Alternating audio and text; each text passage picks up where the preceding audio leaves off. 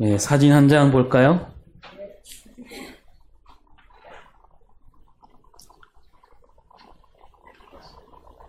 네.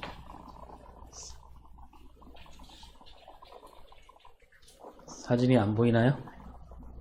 네. 자, 이게 무슨 사진이고 어디서 찍은 사진일까요? 예, 벌써 눈치가 빠른 분들은 이렇게 에베소에 있는 유적지인데요.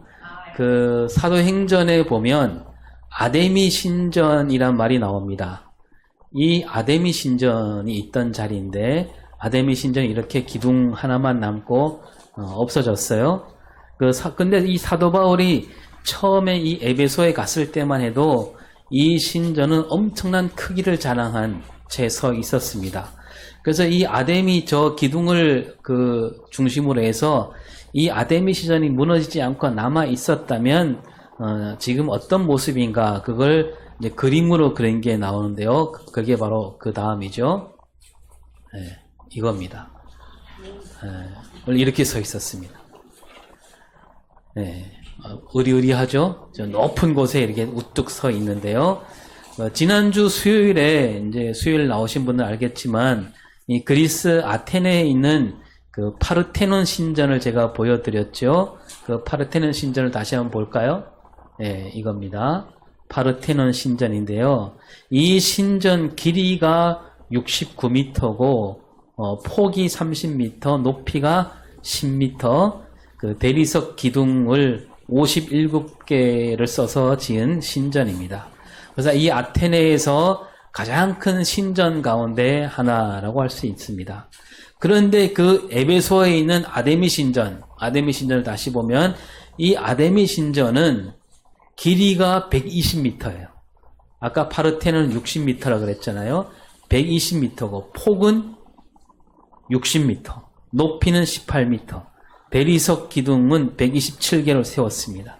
그러니까 이 파르테논 신전보다 2배나 더 크게 지은 거예요. 그리고 대리석 가운데서 가장 좋은 대리석을 써서 만든 신전입니다.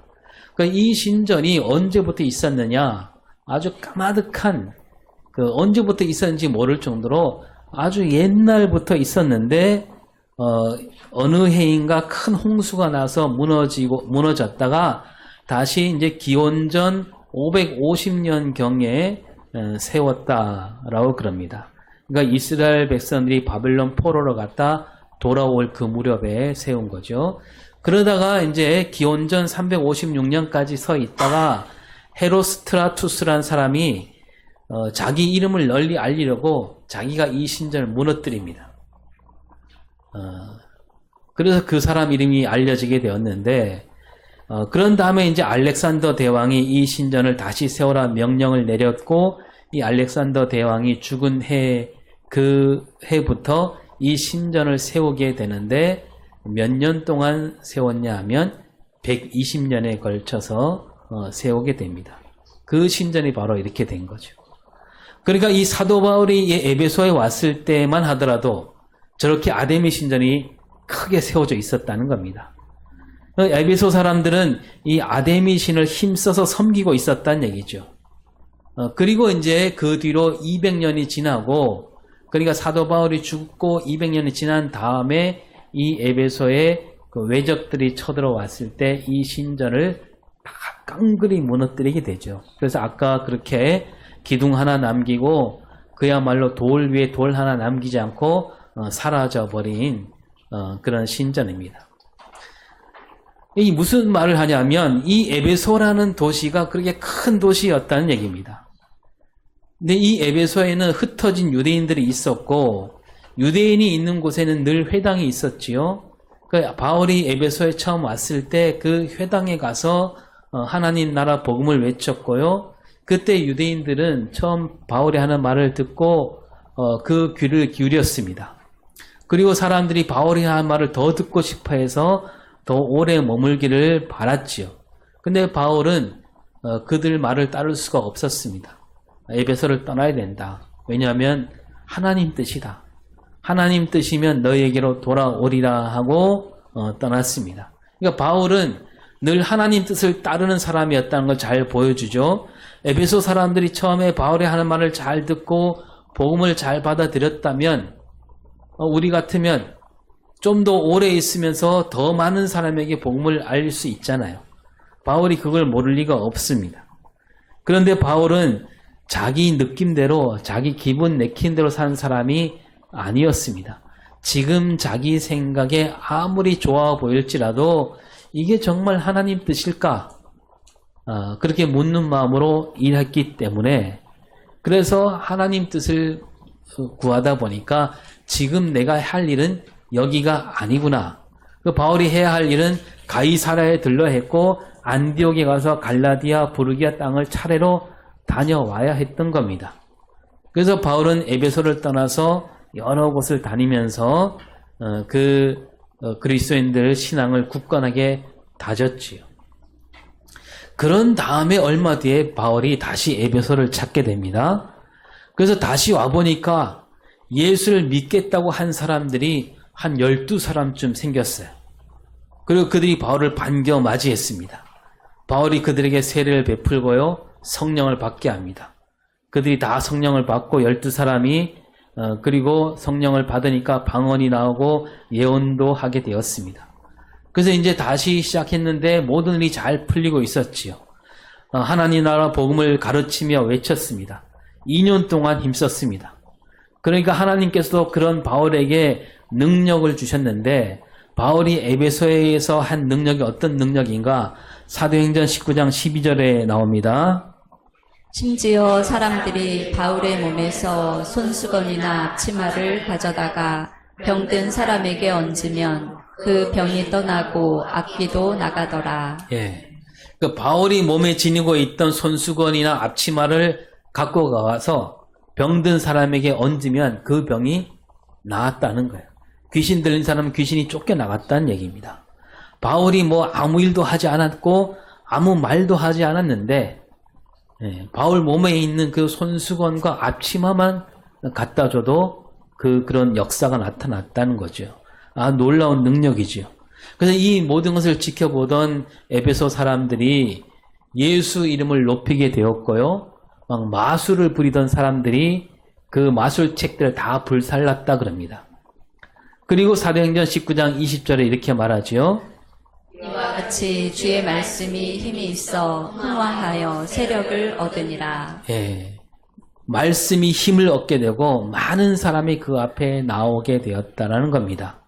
그러니까 바울이 귀신을 내어 쫓고 병을 고치고 하나님 말씀을 막 외치니까 예수 믿는 일이 더 많아졌다는 얘기죠.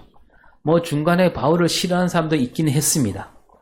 그런데 그래도 예수 믿는 사람이 조금씩 늘어나가고 있었다는 얘기죠. 이 에베소에 그 큰 도시 에베소에 예수 믿는 사람이 늘어나게 되니까 이것을 지켜보던 사람들이 가만히 있지 않았습니다. 에베소 사람들이 이거 안 되겠구나 해서 소리를 지르게 되는데 한 목소리를 외칩니다. 사도행전 19장 28절 시작. 에베소 사람의 아데미여. 예, 여기서 아데미 이름이 나오죠. 아데미 신을 부르고 있습니다. 한바탕 소동이 일어나고 있는 거예요. 그래서 이 바울을 따르던 사람들, 예수 믿는 사람들이 이 에베소 사람들을 잘 타이리려고 했습니다. 근데 타이르니까 말을 듣지 않아요. 더 큰 소리를 외칩니다. 그 34절을 보면 한 소리로 외쳐 이르되 크다 에베소 사람의 아데미여 하기를 2시간이나 하더니. 예, 다 한 목소리로 다시 외치는 거예요. 크다 에베소 사람의 아데미여. 이거를 몇 시간 동안? 2시간 동안 그렇게 외쳤다는 겁니다. 그러니까 이 무슨 말입니까? 아데미 신을 부르짖고 있는 거예요. 그러니까 그들 그 높은 위에 모두가 볼 수 있는 그 자리에 그 우뚝 서 있는 저 신전을 봐라. 우리 아데미 신이야말로 정말로 가장 큰 신이고 이 아데미 신을 두고 우리가 어떻게 저 바울이 말하는 하나님을 섬길 수 있겠는가 그런 뜻인 거죠. 자, 그러면 여러분 이 아데미라는 신은 어떤 신일까요? 이 아데미 신은 그리스 신화에 나오는 신인데요. 그 아르테미스라고 부르기도 합니다. 성경을 번역할 때 그걸 아데미라고 했는데 이 아데미 신이 어떤 신이냐면 사냥을 잘하는 신입니다. 이 아데미 신을 나타낼 때는 늘 그 옆에 사슴이 있었는데요. 이 아데미 신은 끝까지 결혼하지 않았습니다. 아버지 제우스가 워낙 바람둥이였고 제우스가 자기 부인 헤라를 두고 레토라는 여신을 가까이에서 둘을 낳았는데 바로 아폴론과 아데미였습니다. 그 아데미는 그런 아버지를 미워했고 그래서 자기는 앞으로 결코 사랑 같은 거 하지 않으리라 그러면서 홀로 지내게 됩니다. 근데 거기까지 좋은데 이 아데미 신은 아주 까칠한 신이에요. 자기를 떠받드는 요정 가운데 여러 요정이 이제 신을 섬기잖아요. 돌봐주는데 이 한 요정이 사랑에 빠졌다라고 해서 그 활을 뽑아서 쏴 죽입니다. 어떤 사람이 사냥하러 왔다가 또 이 아데미 신과 요정들을 보게 됩니다. 이 아데미 신은 여신이에요. 마침 아데미 신과 요정들이 냇가에서 몸을 씻고 있었어요.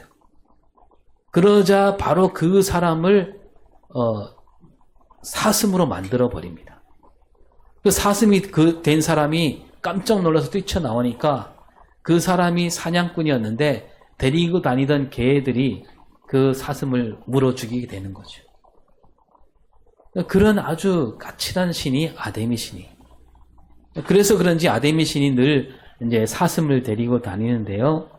사람들은 이 까탈스러운 신을 잘 떠받들면 아이를 많이 낳게 되고 사냥감도 많이 얻게 되고 그렇게 믿고 있는 거죠. 그래서 이 까탈스러운 신에게 잘 보이면 뭐냐 하면 우리도 부자가 된다.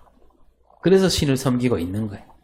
그래서 부자가 된다면야 그 까다로운 성질쯤이야 우리는 맞춰줄 수 있다라고 섬기고 있는 거예요. 그래서 이 바울이 하나님 나라를 외치고 있을 때 이 데메드리오라는 사람이 이제 에베소 사람들 마음을 막 이렇게 움직이는데요. 이 데메드리오는 어떤 사람이냐면 은을 갖고 아데미 신상 모형을 만들어 파는 사람이었어요. 혼자 만들 정도로 작은 가게가 아니고 많이 만들다 보니까 그 밑에 직공들이 많았어요. 그래서 데메디오가 그 직공들을 불러 모아놓고 이렇게 말합니다. 사도행전 19장 25절 26절에 여러분도 알거니와 우리의 풍족한 생활이 이 생업에 있는데 이 바울이 말하되 사람의 손으로 만든 것들은 신이 아니라 하니. 예, 이렇게 말하고 있는 거예요. 무슨 얘기냐면 저 바울 때문에 우리 돈벌이가 잘못될지도 모른다. 아데미 신 그 위엄이 땅에 떨어지고 그러면 이제 그 모형을 만들 수 없게 되고 그러면 우린 돈을 벌지 못하게 될 수도 있다 이거죠. 그러니까 이 말 속에 에베소 사람들이 왜 그토록 아데미 신을 섬기는가 그 까닭이 들어있는 거죠. 더 부자가 되고 싶은 욕심. 그 욕심을 채울 수 있다면 그들은 가짜 신이라 해도 괜찮다 이거죠. 그 아데미 신을 크게 지은 그 까닭도 거기에 있는 거예요. 그들 욕심을 모으고 모아서 그렇게 크게 지은 거예요. 그 부자가 되고 싶은 욕심을 담아서 저 그리스 아테네에 있는 신전보다 2배나 더 크게 지었던 겁니다. 그러니까 이 아데미 신을 섬기는 신앙은 처음부터 뭡니까? 삐뚤어져 있는 그런 신앙으로 섬겼다는 겁니다. 이 욕심을 앞세우는 신앙. 그 처음부터 가짜죠, 가짜. 이 아데미 신도 가짜고 그 신을 섬기는 이들 마음도 가짜였다는 거예요. 하나님을 섬기는 마음도 마찬가지 아닙니까? 하나님은 참된 신이지만 그 하나님을 섬길 때 여러분 욕심이 앞서게 된다면 그 신앙은 잘못된 길로 가게 되어 있습니다. 겉으로 신앙이 아무리 좋아 보일지라도 그 신앙을 이끌어가는 힘이 뒤에 감추어진 욕심이라면 그 신앙은 삐뚤어지게 마련이라는 겁니다. 욕심을 버리지 않고 신앙을 키운다 이거는 있을 수 없는 말이에요. 그 신앙이 깊어진다 이 말은 곧 우리 안에 있는 욕심을 비운다란 말과 똑같은 말인 겁니다. 이렇게 에베소는요, 욕심이 가득한 사람들이 모인 도시입니다. 바울이 여기에 교회를 세운 거예요. 앞에서 말씀드렸지만 이 아데미 신전은 바울이 교회를 세운 뒤에도 그 크기를 뽐내고 있었습니다. 근데 여러분, 바울이 교회를 세웠을 때 오늘처럼 그 에베소 교회를 건물로 이렇게 지은 게 아니에요. 그때는 이 에베소 교회나 고린도 교회나 다 마찬가지예요. 건물을 지을 수가 없었습니다. 아직 건물을 지을 만큼 그런 형편이 되지 못했고 또 건물을 짓다가는 난리가 나는 거죠. 그래서 그때 처음에 바울이 세웠을 때 교회들은 다 무슨 교회냐면 가정에 모여서 드린 교회였습니다. 오늘은 이 가정에서 예배 드리고 내일은 다음 주에는 저 가정에서 예배 드리고. 그러니까 그런 우리 그리스도 교회의 견주어 봤을 때 그 아데미 신전 정말 의리하고 보기만 해도 그냥 그 마음이 울리는 그런 신전, 그 신전을 날마다 보며 살아야 했던 거죠. 그래서 이 기독교 신앙, 예수를 믿는 신앙을 지키기가 쉽지 않은 거예요. 까딱하면 헛된 욕심에 빠져서 그 신앙이 삐뚤어지기 쉬운 그런 삶과 신앙이었는데 바울이 바로 그 에베소 그리스도인들에게 편지를 쓰고 있는 거예요. 그 편지에 이제 첫머리에 인사말을 마치고 난 다음에 바울이 뭐라고 말하냐면 우리는 하나님께 복을 받았다. 복을 받았다. 이 복은 세상에서는 결코 얻을 수 없는 복이다. 다시 말하면 저 아데미 신전에서는 그 아데미 신 앞에서는 결코 받을 수 없는 복이다. 이거예요. 근데 세상 사람들은요, 그 복을 가리켜 복이라고 말하지 않는 그러한 복이에요. 그래서 그 복을 가리켜 무슨 복이라고 얘기하냐면 신령한 복이라고 그러는 겁니다. 3절을 읽어볼까요? 이로다 하나님 곧 우리 주 예수 그리스도의 아버지께서 그리스도 안에서 하늘에 속한 모든 신령한 복을 우리에게 주시되 예, 하늘에 속한 모든 신령한 복을 우리에게 주셨다는 거죠. 이 복을 얘기했는데 먼저 앞에 찬송하리로다 이러면서 말문을 열고 있죠. 찬송, 하나님을 높여드린다는 뜻인데 하나님은 복을 주시는 분이고 그 복을 받는 우리는 찬송을 드려야 마땅하다는 얘기죠. 근데 에베소 사람들은 누구를 찬송하고 있었어요? 네, 아까 그랬죠. 크도다 에베소 사람의 아데미요. 그러면서 아데미 신을 높이고 아데미 신을 찬송하고 있는데 근데 입으로는 그 아데미 신을 노래하고 있지만 그 속을 들여다보면 뭡니까? 저마다 자기 욕심을 채우려는 마음으로 가득한 거죠. 바울이 여기에 맞서서 거기에 눈을 돌리지 말고 거기에 귀를 기울이지 말고 우리는 하나님께 찬송을 돌려야 한다. 그러면서 찬송하리로다고 외치고 있는 거죠. 찬송 받으실 분은 오직 하나님 한 분뿐이니 욕심을 내려놓고 하나님만을 찬송하는 일에 힘써라 그런 얘기입니다. 이어서 바울이 하나님이 어떤 분이냐? 우리 주 예수 그리스도의 아버지. 우리 주 뭡니까? 우리 주인은 저 아데미가 아니고 예수 그리스도다. 그리고 그 예수 그리스도의 아버지가 바로 하나님이다. 예수님은 하나님을 아버지라고 부르셨잖아요. 그냥 아버지가 아니고 어떻게 불렀어요? 아빠라고 불렀습니다. 아빠.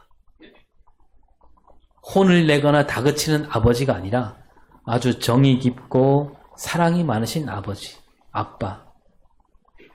에베소 사람들이 섬기는 이 아데미 신과 달라도 너무 다른 거죠. 여러분, 이 아데미 신은 아버지 같은 신이 아니잖아요. 어떤 신인지 잠깐 말씀드렸죠. 어머니 같은 신도 아닙니다. 그러나 하나님은 우리에게 아버지로, 아빠로 계시는, 우리를 기꺼이 그 아들로 삼아주시는 아버지다. 그 아버지신 하나님이 우리에게 무엇을 주신다고요? 복을 주신다는 거예요. 그 복은 바로 누구 안에서? 그리스도 안에서. 그리스도 안에서. 이 말은 바울 서신에 자주 나오는 말이죠. 그리스도 안에서. 이 말은 그리스도를 따르는 삶 속에서란 얘기입니다. 그리스도를 따라 사는 사람들, 그들에게 하나님이 복을 주신다. 그리고 그리스도를 따라 살지 않는 사람들은요, 그 복을 몰라봅니다. 알 수가 없습니다. 세상 안에서 말하는 복과 하나님이 주신 복이 다르기 때문입니다. 세상이 말하는 복은 눈에 보이는 복이고요, 자기 욕심을 채우는 복이고 자기 자신만을 위한 복입니다. 사람들은 그런 복을 얻으려고 이리저리 뛰어다니고 있고 저 아데미 신전을 섬기고 있는 거예요. 하나님께서 주신 복이 어떤 복인지 알지도 못하고 그게 복이라고 생각도 못하는 거죠. 왜냐하면 그 복은 하늘에 속한 복이기 때문에, 그 하늘에 속한 복이기 때문에 신령한 복인 거죠. 그래서 이 세상 사람들이 결코 알 수 없는 그런 복인데, 아까 아버지라는 말에서 이 복이 무슨 복인지 우리가 넌지시 알 수가 있는데요. 4절부터 이제 얘기하고 있습니다. 세상이 주는 복과 전혀 다른 복이다. 그러면서 5절을 볼까요? 5절. 그 기쁘신 뜻대로 우리를 예정하사 예수 그리스도로 말미암아 자기의 아들들이 되게 하셨으니. 예, 여기서 바로 나옵니다. 그 신령한 복이 뭐냐? 하나님께서 그리스도인들인 사람들을 아들로 삼아주신 거. 하나님 아들이 되는 거, 그게 복이다. 다른 게 복이 아니라 그것이 복이라는 거예요. 왜 그렇습니까? 아담과 하와가 죄를 지어서 하나님과 사람은 멀어질 대로 멀어졌잖아요. 그래서 어떤 사람도 하나님 앞으로 갈 수 없는 그런 사이가 되고 말았습니다. 그렇게 오랜 세월 살아가고 있는데 하나님께서 예수 그리스도를 보내주셔서 우리를 하나님 아들로 삼아주셨다는 겁니다. 하나님과 멀어져 가고 있었는데 예수 그리스도를 통해서 다시 불러주셔서 아들로 삼아주신 거, 이거야말로 진짜로 참된 복이라는 얘기입니다. 신령한 복이다. 이 말은 무슨 얘기냐 하면 세상에서 도무지 있을 수 없는 일이라는 뜻입니다. 하나님이 거룩하신 분이죠. 거룩하다, 이 말은 세상 사람들과는 같이 어울릴 수 없는 그런 분이다, 그런 뜻이고, 그 거룩하신 하나님이 죄악으로 가득한 인간들을 아들로 삼는다. 이거는 도무지 있을 수 없는 일이다, 그런 뜻으로 신령한 복인 거예요. 하나님은 그 인간들을 아들로 삼으시되 기쁘신 뜻으로 아들로 삼으셨습니다. 그러니까 하나님은 우리를 아들로 삼을 때 기쁨으로 하신다는 거예요. 어쩔 수 없는 게 아니고 불쌍해서가 아니고 그 기쁜 마음으로 우리를 아들로 삼아주셨다. 이거는 세상에서 볼 수 없는 일이라는 겁니다. 그래서 신령한 복인 거예요. 그러면 하나님이 그 인간들을 아들로 삼아주시게 된 그 까닭이 뭐냐? 위에 4절에 나오죠. 시작. 창세전에 그리스도 안에서 우리를 택하사 우리로 사랑 안에서 그 앞에 거룩하고 흠이 없게 하시려고. 예. 이 아담과 하와 죄를 지음으로 죄악이 우리 가운데 들어오긴 했지만 하나님은 그 전부터, 세상을 짓기 전부터 우리를 택하여 주셨다는 얘기입니다. 그러니까 하나님은 처음부터 우리를 그 아들로 삼아 주시려 했던 거죠. 그래서 하나님 형상대로 지으셨다는 말 안에 그 뜻이 들어있는 거예요. 하나님을 닮았잖아요. 아들이란 말은 닮았다는 뜻이. 그 아담과 하와가 죄를 지었지만 그 죄를 하나님이 끝까지 문제 삼지 않겠다는 그런 뜻을 갖고 계셨습니다. 그래서 벌을 받긴 했지만 영영 버리지 않으셨다는 겁니다. 그래서 다시 살아갈 길을 마련해 주시고 마침내 예수를 보내주셨다는 거죠.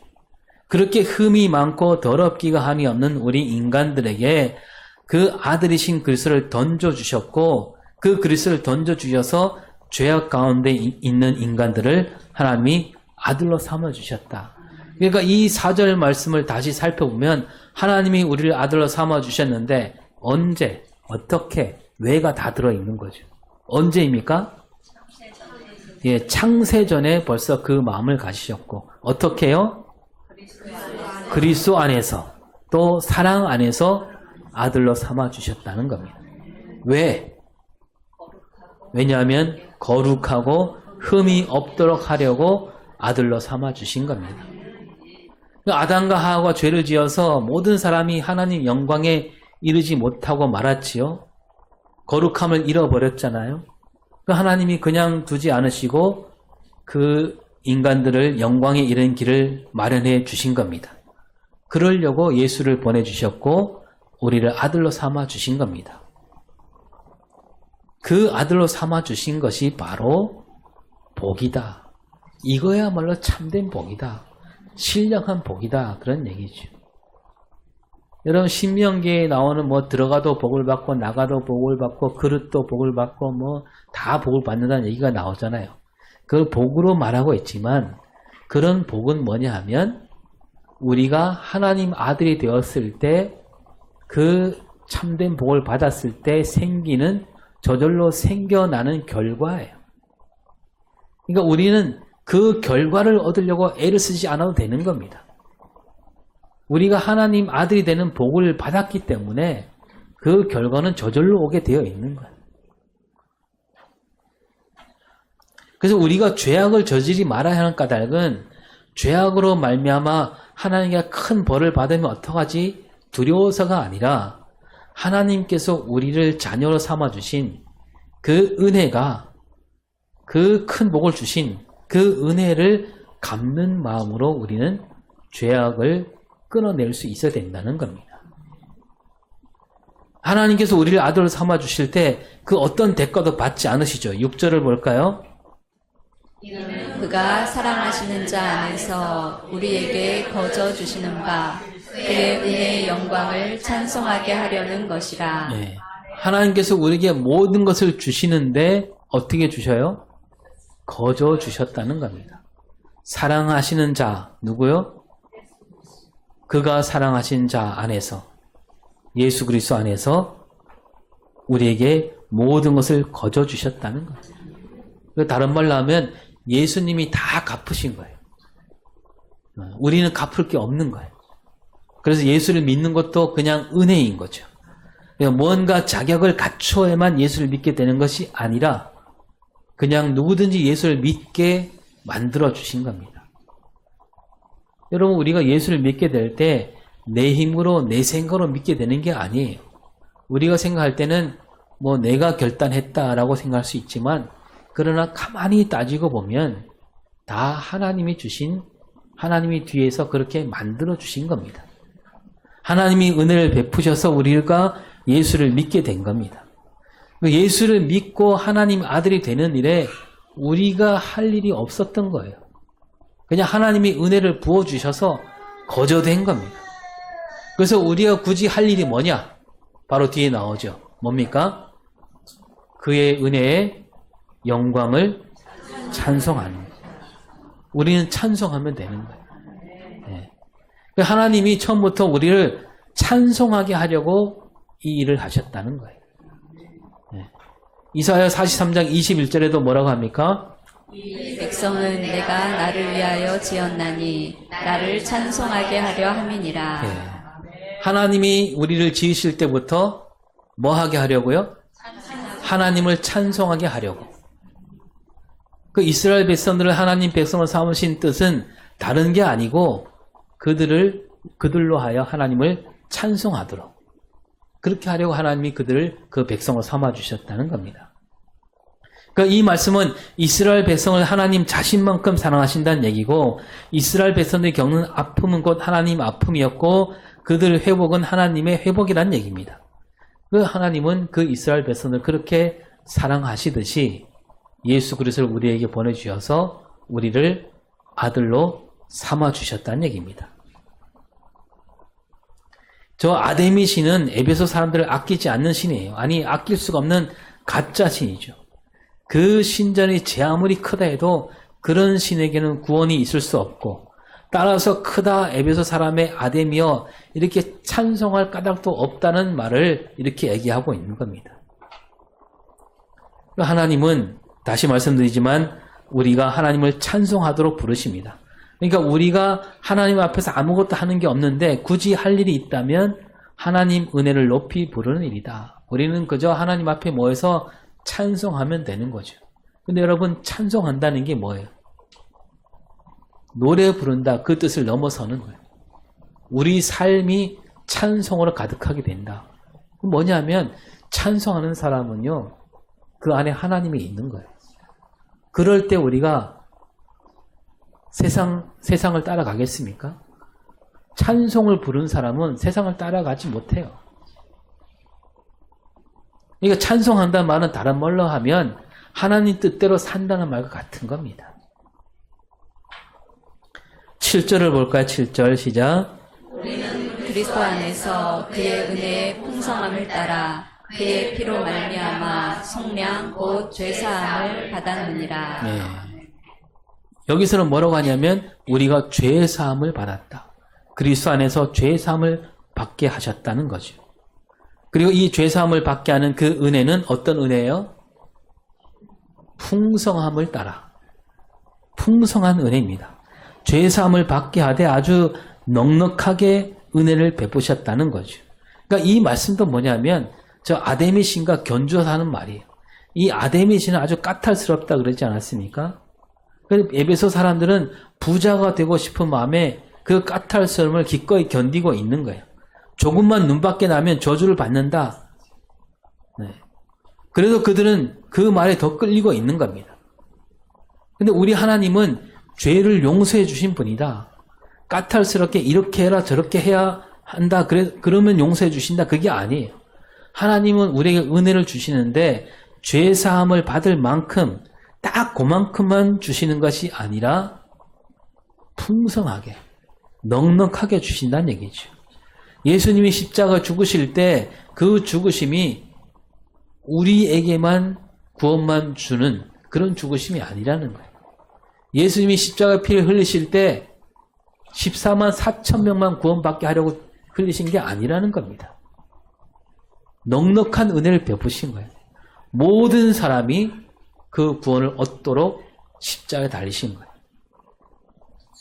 그래서 예수님이 죽으신과 그 피는 우리에게 지혜와 총명을 넘치게 하고요. 우리는 그로 말미암아 하나님 기업이 됐다는 말씀이 나옵니다. 그러면서 12절을 볼까요? 12절. 우리가 그리스도 안에서 전부터 바라던 그의 영광의 찬송이 되게 하려 하십니다. 네. 이 말씀을 그대로 풀었으면 우리가 앞에서는 우리가 하나님을 찬송한다 그랬는데 우리가 뭐가 된다고요?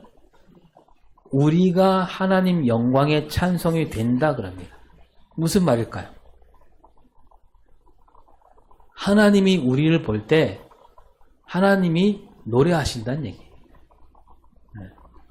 아기를 보면 저절로 우리가 막 얼굴에 웃음이 나오잖아요. 네. 생각만 해도 막 그냥 아빠 미소가 지어지잖아요. 그런 거예요. 스바냐 3장 17절에 그런 말씀이 있죠. 시작. 너의 하나님 여호와가 너의 가운데 계시니 그는 구원을 베푸실 전능자이시라. 뒤에 또 있습니다. 그가 너로 말미암아 기쁨을 이기지 못하시며 너를 잠잠히 사랑하시며 너로 말미암아 즐거이 부르며 기뻐하시리라. 예. 그러니까 하나님이 너를 보실 때마다 뭐예요? 즐거이 부르며 기뻐하신다. 보실 때마다 얼마나 기뻐하신지 그 기쁨을 이기지 못하셔서 그게 입에서 찬송으로 나온다는 얘기입니다. 하나님이 우리를 생각하기만 하면 그 입에서 찬송이 나온다. 그리고 하나님께서 우리를 보고 영광스럽게 여겨주시고 우리를 높여주신다. 그런 뜻이기도 하죠. 우리 그리스도인들이 이 땅에서 하나님 뜻을 제대로 펼쳐내게 된다면 많은 사람이 그러한 우리를 보고 하나님께 영광을 돌려드리게 된다는 얘기죠. 그러니까 우리가 어떻게 사느냐에 따라서 하나님께서 영광을 받으실 수 있고 그렇지 못할 수 있다는 얘기도 되는 겁니다. 하나님께 영광이 되는 삶을 사는 길은 뭐예요? 우리가 하나님 뜻대로 예수님처럼 살 때 우리를 지켜보는 사람들이 하나님이 누구인지 알게 되고 예수님이 누구인지 알게 되고 그게 바로 하나님께 영광을 돌리는 길이 된다는 겁니다. 하나님은 오늘도 우리에게 그렇게 큰 은혜 가운데 복을 주셨습니다. 이 복은요, 우리 혼자 받을 수 없는 큰 복이라 그랬습니다. 혼자 받을 수 없으니까 어떻게 됩니까? 혼자 받기가 벅찬 복이에요. 이 복을 어떻게 해야 될까요, 우리가? 나눠줘야죠. 제가 나눠주라고 계속 말씀드렸죠? 잘 나눠주고 계십니까? 네. 나눠줄 때 좀 이렇게 계획을 갖고 난 누구에게 줘야 되겠다. 이게 나눠주기 바랍니다. 지금 온누리 교회 청년들도 준비하고 있습니다. 우리가 밑거름을 잘 다져놓으면 그분들이 와서 또 이게 탁. 네. 하나님은 우리에게 복을 주시면서 혼자 누리라고 하지 않으십니다. 그리고 혼자 누릴 수 없는 큰 복을 주신 거예요. 우리가 받은 복은요, 세상과 전혀 다른 복이에요. 거룩한 복이고 결코 쌓아둘 수 없는 복이에요. 나눠줄 수밖에 없는 복입니다. 이 신령한 복을 받은 사람으로서 여러분 이 복을 다른 이들에게 꼭 나눠주며 사는 그런 복된 그리스도인이 다 될 수 있기를 바랍니다. 기도하겠습니다. 주님께서는 우리에게 신령한 복을 주셨습니다. 세상이 줄 수 없는 참된 복, 하나님 자녀가 되는 복을 주셨는데 우리가 이 복을 혼자 누리지 않고 많은 사람에게 나눠주는 저희가 되게 하여 주시옵소서. 그래서 세상이 말하는 복을 얻고자 몸부림치며 사는 삶이 아니라 주님께 받은 복으로 많은 사람을 옳은 대로 돌아오게 하는 우리 삶과 신앙이 되게 하여 주시옵소서. 감사드리며 예수님 이름으로 기도합니다. 아멘.